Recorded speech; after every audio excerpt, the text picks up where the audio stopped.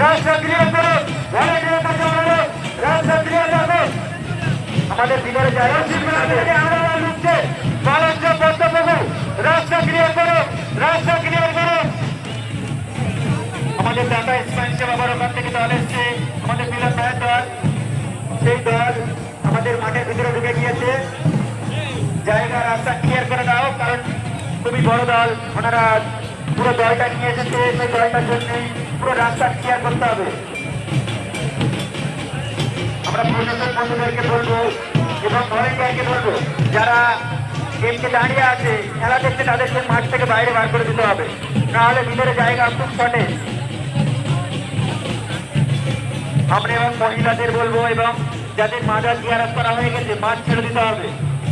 মাঠ না ছাড়লে এত লোক আমরা জিয়ারত করার মতো সুযোগ করে দিতে পারবো না। অনেক দল আসছে, এখনো আসবে, রাস্তা ক্লিয়ার করে দাও এবং মাঠ ক্লিয়ার করতে হবে। সবাই মাঠের বাইরে যেতে হবে যাদের কাজ মিটে গেছে। পশ্চিম সাইড থেকেও আমাদের একটা দল আসছে, পশ্চিম সাইডটা দল ক্লিয়ার করতে হবে, রাস্তা পুরো ক্লিয়ার করে দাও।